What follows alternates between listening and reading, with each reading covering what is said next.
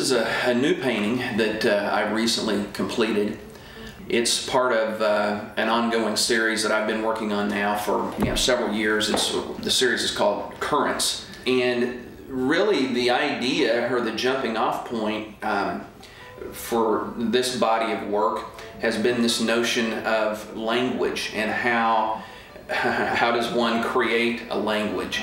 And if you could go back and look at some of the earlier paintings where this whole thing started, they looked decidedly different than they do now. So they've sort of evolved in their own way, which is the reason I like to make lots of paintings within a series, because they can take different turns. I've been really making pictures all my life, ever since I was a child up until this very day. I've just always really loved the act of making images. I fell in love with painting, I guess probably, according to my mother, the first time I ever tried it. And it's just something that I've loved doing all my life. I think, a famous artist once said something to the effect, when asked why he loves to paint and make art, he said, well, I paint for paint's sake.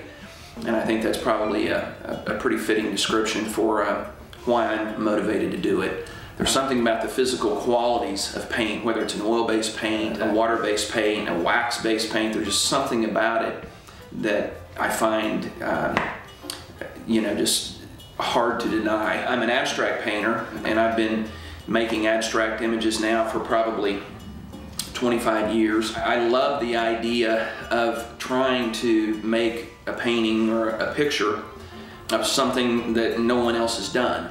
That's a pretty tall order, and I don't know that I'm entirely successful, every time out, but the idea of abstract painting is just, for me, what gets me out of bed every day. I'm motivated to see what's new and what's different and how I can approach a painting differently.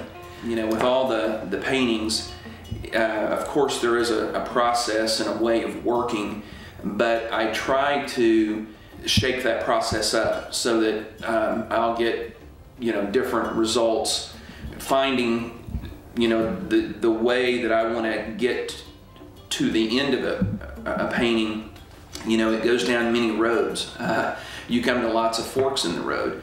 So that's why I tend to, I think, work in series so that I can really explore a particular theme or a particular idea, in many different ways. Now, I guess what I love about encaustic, for example, is the fact that it's just an ages-old medium, but it behaves so differently than other kinds of paint. And the different effects that you can get with it. It's a very labor-intensive material.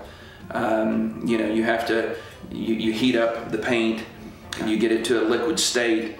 You apply it. You have to fuse it with a heat source, and then I repeat that process over and over and over again in order to get the desired effects.